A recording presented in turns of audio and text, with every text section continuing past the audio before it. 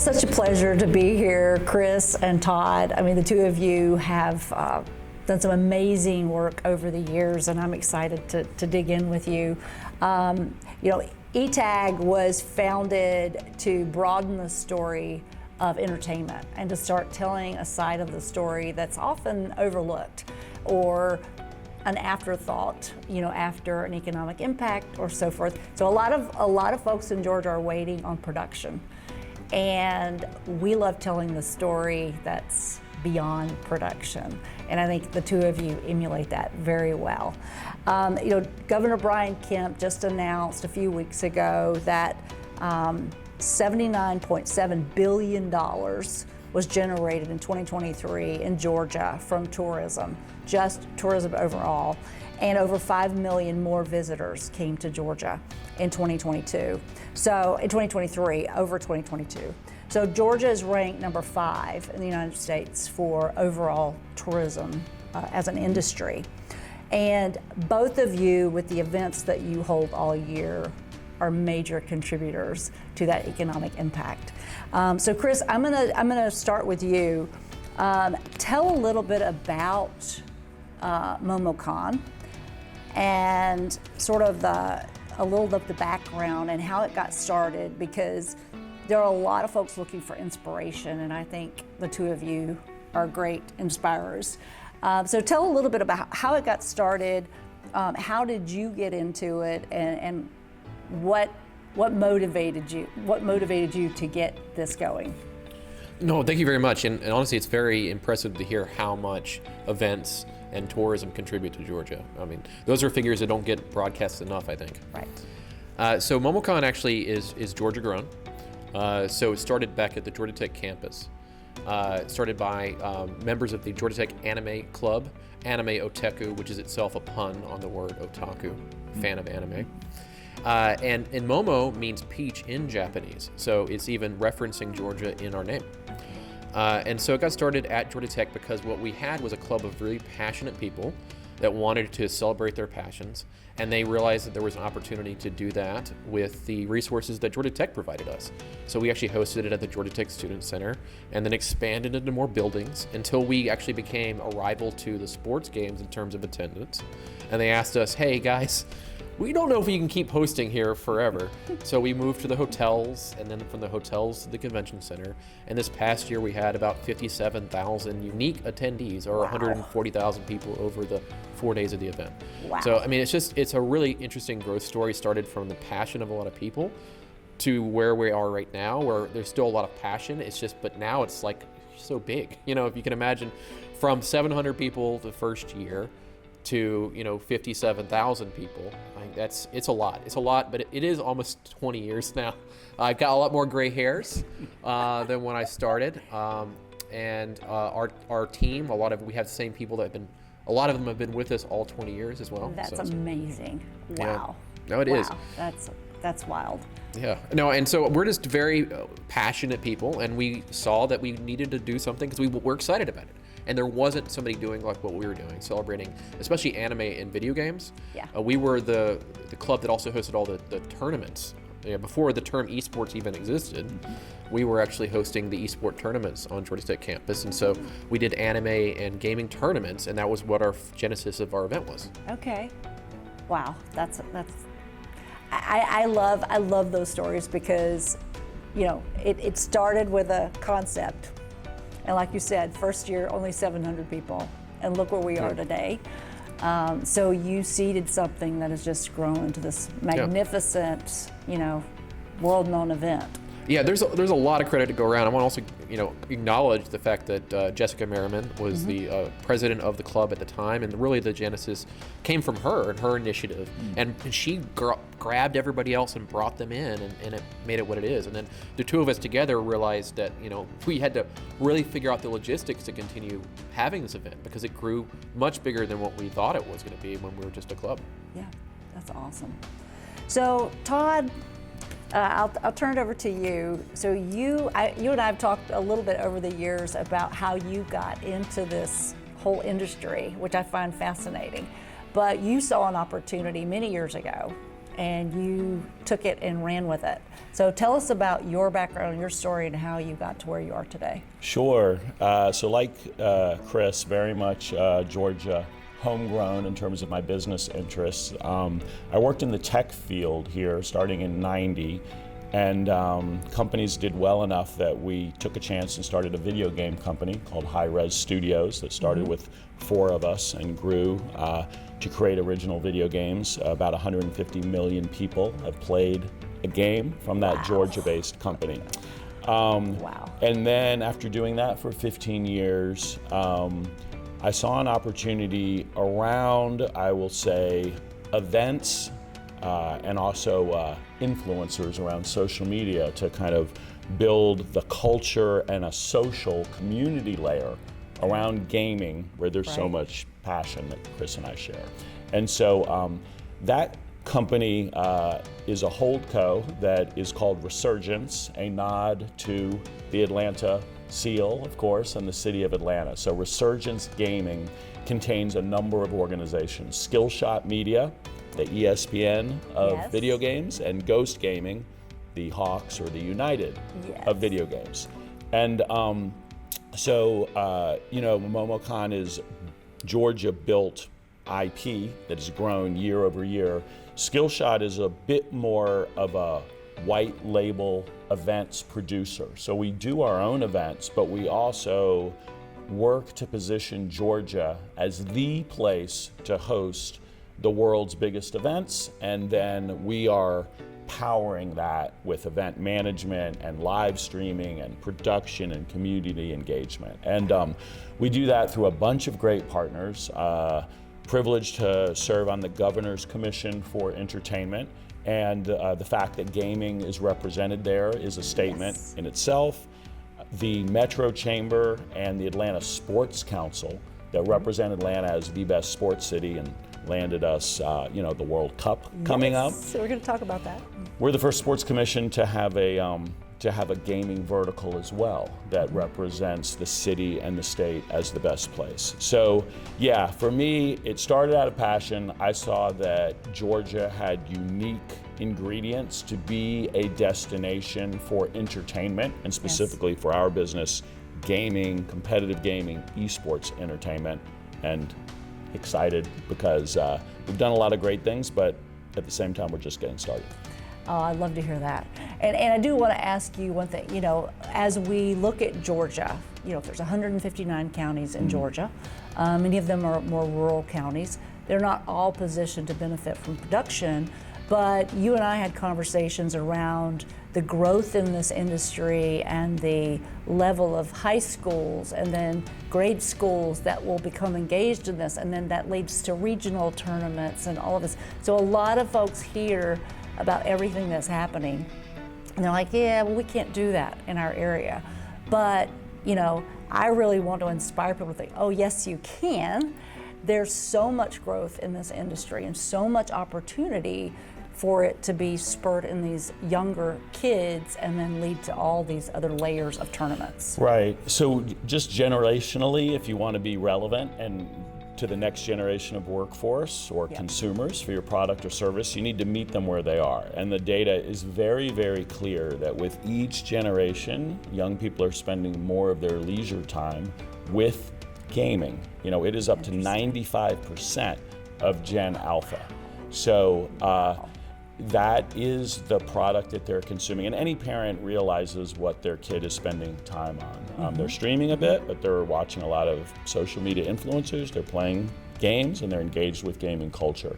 And this is a global phenomenon, and it's applicable everywhere. And so specifically, the one example that we've seen in Georgia is a few years ago, the Georgia High School Association adopted competitive gaming or esports as a varsity sport with a state championship just like football. And I used to ask people, did you know that that exists? And of course, they would be a little confused, but they'd kind of be like, okay, I guess maybe that exists.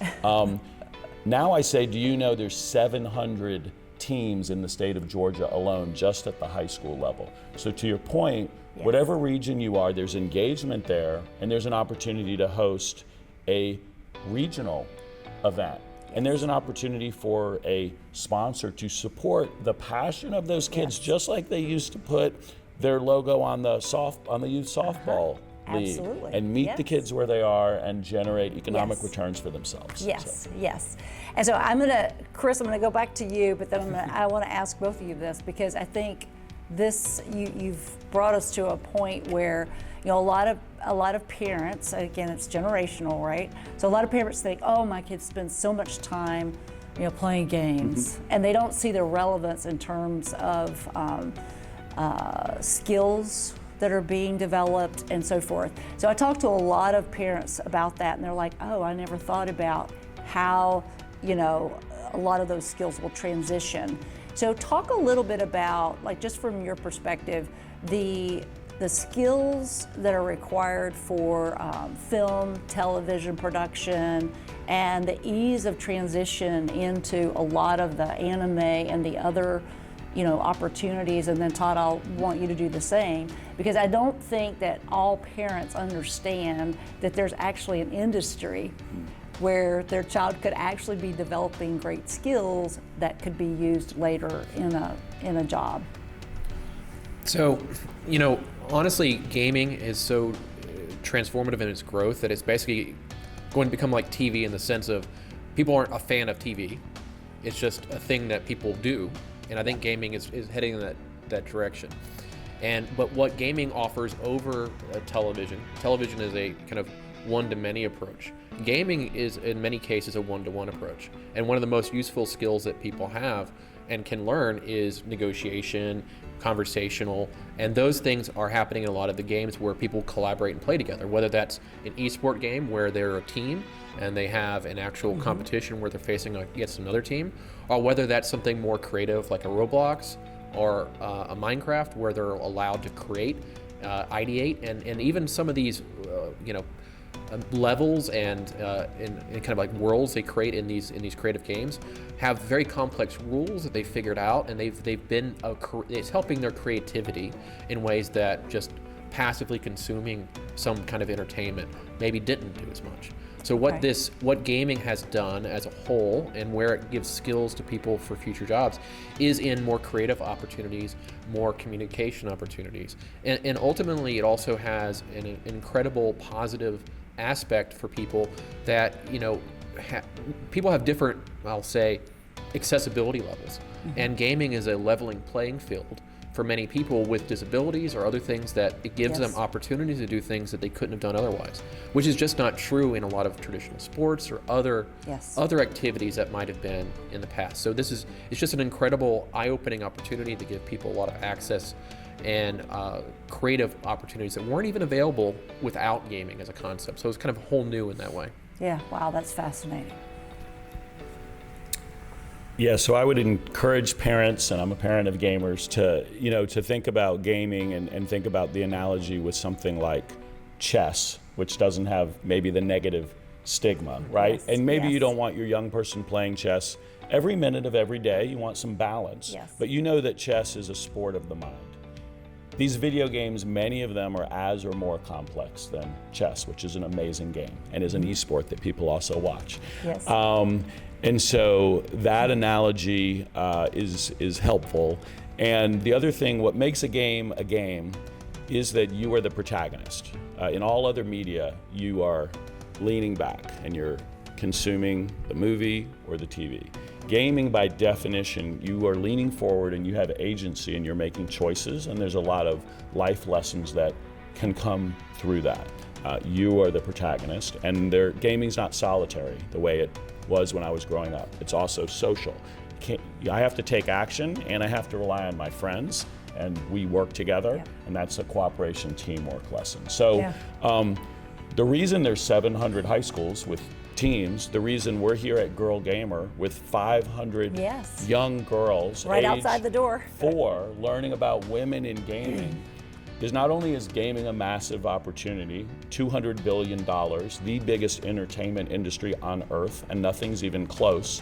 So there's opportunities to work in the game industry, but the skills, the soft skills and the hard skills, computer programming, STEM, these are applicable to other industries. Yes. If you're a Fortune 500 company, if you are the US military, if you are anyone looking at the skills you need to be successful in life and career, you are hiring from these gaming events. You Wow. used to recruit football players, and you're now recruiting gamers That's because the great. skills are relevant. Wow, that's amazing. So I want to just say, what's next? I mean, Chris, 20 years ago on a Georgia campus, an idea was seeded, and here you are today. What's next? So that's a complex question. So there's a lot of what's next. So what's next for MomoCon? We have an event coming up May 22nd to 25th. They're always Memorial Day weekend. We've got really great plans. We continue to grow in more space in the Georgia World Congress Center. We continue to involve more partners, have more activities related to gaming and esports tournaments. We continue to grow the number of people that come in and travel into Georgia every single year to compete in our games. We have people from I believe 16 different countries. A majority of them came in because of our esports titles and gaming Wow. content that we had. So there's a lot of growth that we see there. That's just the beginning, and we continue to grow as gaming continues to grow. And honestly, there's a lot of opportunities that are happening here in Georgia that excite me as a what's next. Right next to the Georgia World Congress Center, there's an incredible Centennial Yards project. There's the center, and there's a lot of production facilities being built up in and around that area. That will be some things that could be really valuable to both MomoCon and other events that take place in those venues. So I'm really excited to see the city of Atlanta and the downtown of Atlanta transform, because that's going to also feed back in a positive thing for us, bringing more people downtown, more people to MomoCon, and more people to Atlanta as a whole. So those kinds of what's next are things that get me really excited when I think about the future, both for myself and also as a citizen of Atlanta, a person who's lived downtown for a long time. I'm just excited to see what Atlanta has going for it right now. Yeah. And as we're going to pose the same question to Todd, I started my career in tourism, and I always tell people Atlanta is the magnet. So, not all of the state realizes, like, you have to draw people to Georgia first, and then you have the opportunity to keep them here longer. So we're in a great position, and obviously with our numbers, we're continuing to excel in tourism. But from an entertainment tourism perspective, with everything that's going on in entertainment in Georgia, the more folks you draw to Atlanta and get Georgia literally on their mind, the more opportunity all of Georgia has to pull those folks into Georgia and keep them and have them visit all of the wonderful areas in Georgia. So it's really important that we continue to get them to Atlanta so that we have the opportunity to pull them throughout the entire state. 100%. I mean, I'll call out our friends in Bartow County who recently built an amazing esports facility. They took a career tech and education preparatory facility and wisely put in an innovation center and an esports center that is big enough to hold potentially the high school state championship. It's one of the most impressive venues at the K through 12 level that we've seen, and it's in Bartow County because they recognize this workforce development piece. Yes. But as you said, everything starts with a magnet, and when you're hosting a global event, whether it's MomoCon or the esports events that we're putting on, we are bringing in the best competitors from around the world. We're fortunate that Atlanta has the most traveled airport, so it's a direct flight, whether they're coming from China or Europe or Brazil, because this is a global activity, and they're coming directly to Atlanta, and we have facilities from the small, the medium, and the large. At this point, we've hosted esports events at State Farm Arena. We haven't sold out Mercedes-Benz yet, but we have sold out State Farm Arena and Gas South in Gwinnett and the Fox Theater and many other amazing venues. So I think what's next is we'll continue to position Georgia and Atlanta as the best place for these sort of events. We're here as a part of Games Week Georgia, which will continue to grow because it's a way for people to see the behind the scenes and the industry side of what's going on, in addition to the hype consumer side at an event like MomoCon or DreamHack. And for the industry, I would say we're going to see some, over the next 5 years, 10 years, I mean, we're going to see a lot of interesting blending between the physical and the digital. You know, if you're an event organizer, you are in some ways always competing against the couch because it's a great place to watch an esports event or a football event. Right. And so this concept of how you get a generation that grew up on digital, you know, going physically to events, but still interacting with their digital friends that couldn't make it through live streaming and Yes. AR. And these are the sort of very exciting future events. And honestly, Atlanta and Georgia's positioned better than any other city in the U.S. for that That's future. Fabulous. Awesome. Well, Chris, Todd, it's an honor for me to talk to the two of you. I'm absolutely excited about what's coming and what you're already doing. I see so much opportunity for not just Atlanta, but all of Georgia to really tap in and be able to connect to what you're doing. And thank you. Thank you for taking the risk and getting out there and getting it all started. It's amazing. So thank you so much. ETAG will be watching very closely, and we appreciate what you do. Thanks for ETAG for helping to get the word out there. This Thank is you. important. The entertainment industry, people realize this idea of entertainment tourism is a big opportunity. So thanks for helping to tell these stories, put these facts out there. Thank you. Yep, and just thank you again. I'm really excited to have an opportunity to talk. And ultimately, the fact that Georgia is growing so much in entertainment is just a benefit to everything that we are trying to accomplish with MomoCon as well. Yeah, absolutely. So I'm excited to have an opportunity to talk today to the entertainment community here in Georgia. Thank you. Thank you so much. Thank you.